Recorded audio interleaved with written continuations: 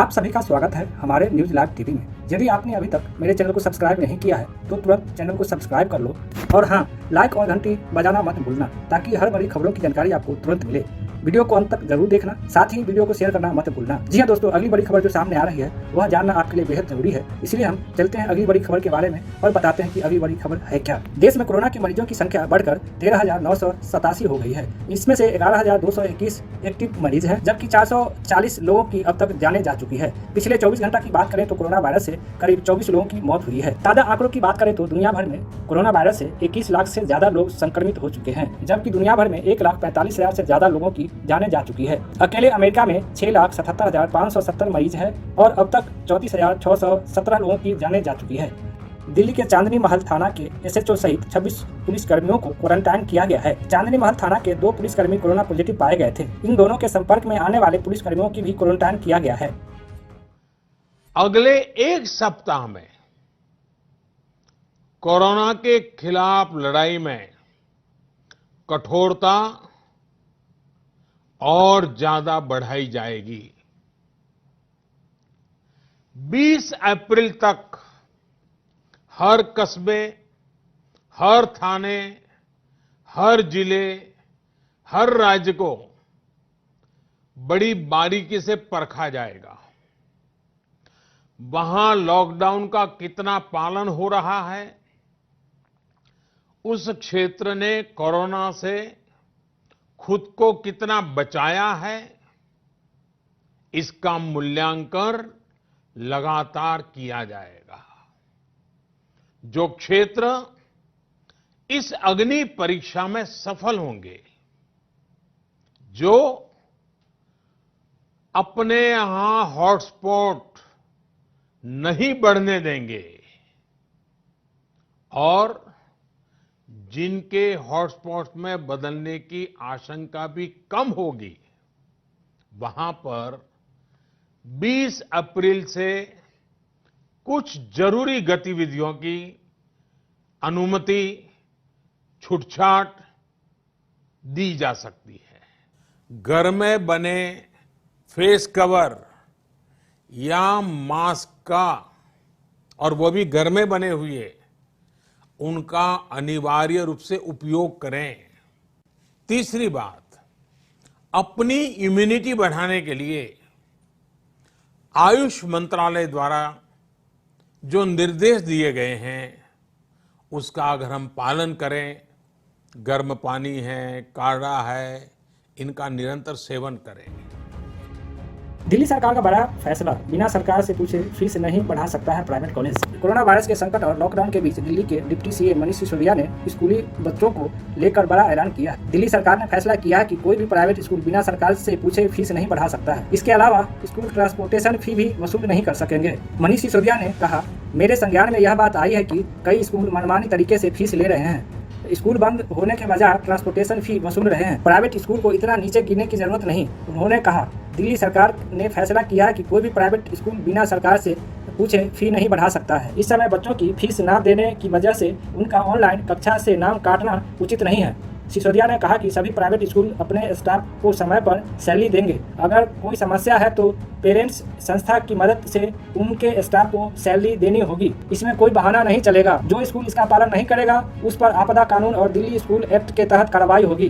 दिल्ली के deputy CM ने कहा कि कोई स्कूल 3 महीने की फी चार्ज नहीं करेगा, सिर्फ ट्यूशन फी ही ली जाएगी, वो भी प्रति माह लेनी होगी। ट्रांसपोर्टेशन फी पर रोक लगेगी। जो पेरेंट्स अपने बच्चों को फी देने में असमर्थ है वो चिंता न करें, उनके बच्चों का नाम ऑनलाइन क्लास से नहीं काटा जाएगा।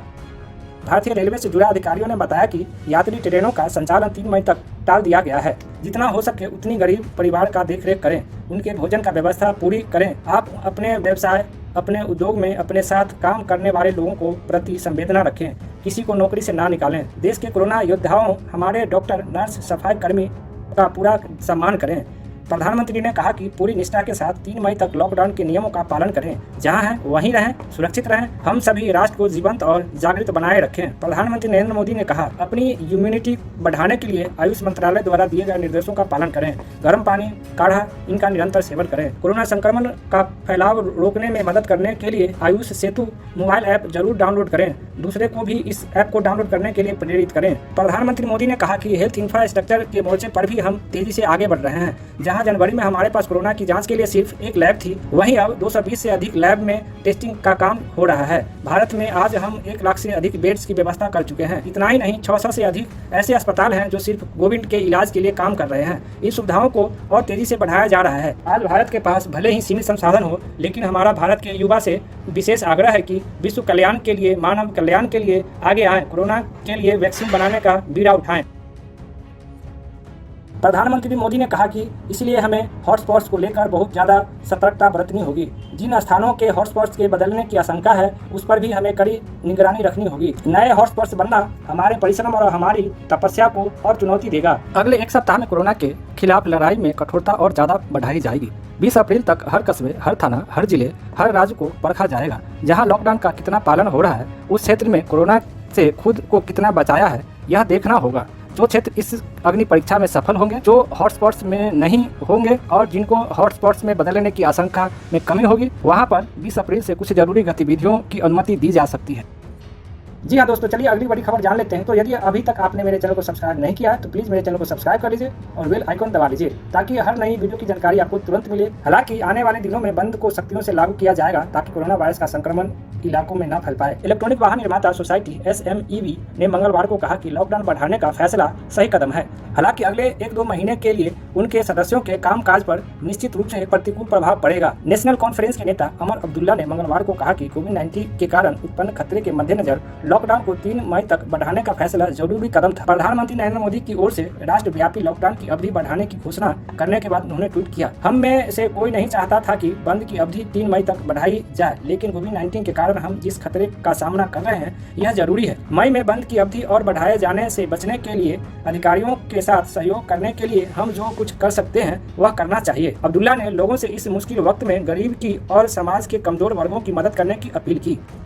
खबर के बारे में चलिए हम आपको बताते हैं। उत्तर प्रदेश के मुख्यमंत्री योगी आदित्यनाथ ने अधिकारियों को गुरुवार को निर्देश दिया कि ग्रामीण और शहरी इलाकों में प्रत्येक जरूरतमंदों को राशन अवश्य उपलब्ध कराया जाए, भले ही उसके पास राशन कार्ड या आधार कार्ड हो या ना हो। उन्होंने कहा कि घुमंतु सदस्यों के लोगों को भी खाद्यान्न उपलब्ध कराया जाए। उन्होंने अधिकारियों को निर्देश दिया कि हर दशा में यह सुनिश्चित किया जाए कि प्रदेश में कोई भूखा ना रहे। मुख्यमंत्री ने यहाँ लोक भवन में उच्च स्तरीय बैठक में बंद संबंधी व्यवस्थाओं की समीक्षा के दौरान निर्देश दिए हैं। उन्होंने सामुदायिक रसोई घर में सामान पहुंचाने की सुविधा तथा खाद्यान्न वितरण की मौजूदा स्थिति की जानकारी प्राप्त की। आवश्यक वस्तुओं की आपूर्ति श्रृंखला और उन वस्तुओं को घरों तक पहुंचाने की व्यवस्था पर संतोष व्यक्त करते हुए उन्होंने कहा कि और बेहतर बनाने का निर्देश दिए।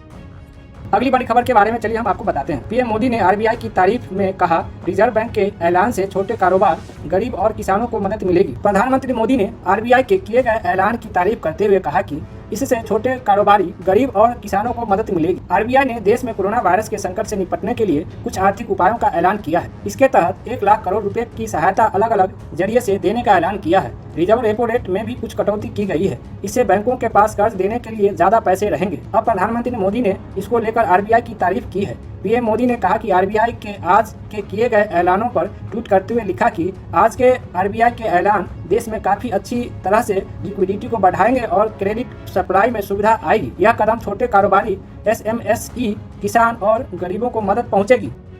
लॉकडाउन के चलते फिल्म इंडस्ट्री पूरा बंद होने पर किसी भी तरह से शूटिंग नहीं होने से बॉलीवुड समेत देश भर की फिल्म इंडस्ट्री से जुड़ी मजदूरों की हालात बेहद खस्ता है। ऐसे में सुपरस्टार अमिताभ बच्चन ने हाल ही में न सिर्फ हिंदी फिल्म इंडस्ट्री बल्कि देश भर के 6 राज्यों में मजदूर यूनियन को भी खाना के 1 लाख कूपन, हर कूपन की कीमत 1500 रुपये देने का वादा किया था। अमिताभ बच्चन ने मजदूर के प्रति किए गए इस वादे पर अमल करते हुए बॉलीवुड समेत 6 राज्य तमिलनाडु, कर्नाटक, आंध्र प्रदेश, केरल, पश्चिम बंगाल, महाराष्ट्र के विभिन्न संगठनों को कुल 1 lakh digitally barcoded coupon मुहैया कराया है। इन सभी कूपनों की अधिकतम वैलिडिटी 3 महीने की होगी। अमिताभ बच्चन द्वारा मजदूरों के प्रति किए गए इस पहल में उन्होंने सोनी टेलीविजन नेटवर्क और कल्याण जेवरांस का सहयोग शामिल है। All India film employees confederation के अध्यक्ष अशोक दुबे ने इस बात की पुष्टि करते हुए हमें 1 लाख कूपन हासिल हो गए हैं, जिसमें से 35,000 मुंबई, महाराष्ट्र स्थित फेडरेशन ऑफ वेस्टर्न इंडिया सीने एम्प्लॉयज के मजदूरों को दिए गए हैं। उन्होंने कहा कि अमिताभ बच्चन की दरिया दिली की जितनी तारीफें किया जाए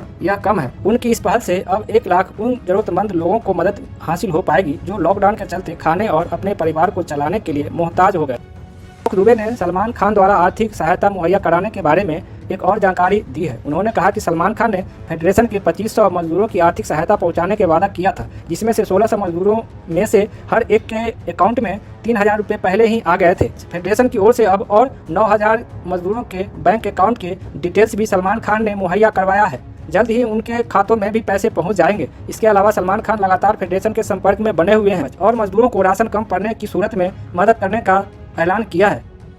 बिहार में कोरोना वायरस से निपटने के लिए अलग अलग तरीके से लोगों को जागरूक किया जा रहा है। साथ ही लोगों से अपील की जा रही है कि वो सोशल डिस्टेंसिंग का पालन करें, जिससे कि कोरोना वायरस के बढ़ते प्रभाव को रोका जा सके। वहीं बिहार के उप मुख्यमंत्री सुशील कुमार मोदी ने कहा कि जो बिहार के लोग दूसरे राज्यों में फंसे हैं वे धैर्य का परिचय दें। सरकार उनकी मदद के लिए दूसरे राज्यों की तरफ से समन्वय बना रही है। बिहार के उप मुख्यमंत्री सुशील कुमार मोदी ने दूसरे राज्यों के रुके बिहारियों से अपील की। उन्होंने कहा कि वे जहाँ हैं सारी कठिनाइयों के बावजूद वहीं धैर्य के साथ रुके रहें। दूसरे राज्यों की अस्थायी सरकार से समन्वय बनाकर बिहार सरकार हर संभव मदद करने के लिए यथासंभव कोशिश में जुटी हुई है। बिहार में रह रहे उनके परिवार वालों से भी अपील है कि वे अपने परिजनों को मोबाइल से संपर्क कर लॉकडाउन के दौरान घर आने की वजह जहां है वहीं सुरक्षित रहने के लिए मानसिक तौर पर प्रेरित करें। मोदी ने कहा कि लॉकडाउन के कारण दूसरे राज्यों में रुके बिहारियों की आर्थिक मदद देने वाला बिहार देश का पहला राज्य है। सभी मजदूरों को 1-1 हज़ार रुपया अकाउंट में भेजा जाएगा। किसी को परेशान होने की जरूरत नहीं। हम जितना हो सकता है सरकार उसके मदद करने को तैयार है। इसके अलावा 60,000 से ज़्यादा लोगों ने फ़ोन कर बिहार सरकार से मदद मांगी है। ऐसे सभी लोगों से दोबारा संपर्क कर रहे हैं। SMS भेजकर उनके बिहार स्थित बैंक खाता और आधार संख्या मांगी जा रही है। कहना चाहूँगा कि सर ये आपके शहर में ये सैनिटाइजर मशीन बच्चों के द्वारा बनाई गई है, तो आप इसके बारे में क्या कहना चाहेंगे? आप सभी को बहुत बहुत धन्यवाद। आप लोगों ने एक छोटे से जगह पर ऐसा काम किया और पब्लिक की सुरक्षा के लिए इस घड़ी में आप लोगों ने अपना टैलेंट दिखाया और बैंक के सामने भी लगाया और सारे ग्रामवासियों को फ़ायदा हुआ है और मैं शुभकामनाएं देता हूं और ऐसे ही आप लोग काम करते रहिए। धन्यवाद जी सर, ये अभी आप इसके अंदर गए और फिर आए बाहर, तो आपको क्या लगता है इससे कोई सुरक्षा हो पाएगी? बहुत सुरक्षा हो पाएगी। बहुत ही अच्छा आप लोगों ने अरेंजमेंट किया है जी, बहुत ही अच्छा है। नीरज कुमार गुप्ता हमारे साथ मौजूद हैं, उनसे मैं जानना चाहूँगा कि क्या कहना चाहेंगे आप इस ये मशीन कहना के बारे चाहेंगे में? कि जो आप तीनों ने मिल के काम किए हैं जी, बहुत ही अच्छा काम किया आप तीनों ने मिल के। ये हमें गर्व है कि हमारे यहाँ के हमारे क्षेत्र के कुछ लोग ने इतने अच्छे काम किए हैं। 60 से ऊपर 100-120 लोग इसका प्रयोग कर चुके हैं। इसे देख के हमें बहुत अच्छा लग रहा है और काफ़ी लोगों ने इसकी बढ़ाई भी की है। जी, एक बार आप जाकर दिखाइए और बताइए कि आपको कैसा लग रहा है अंदर जाने के बाद।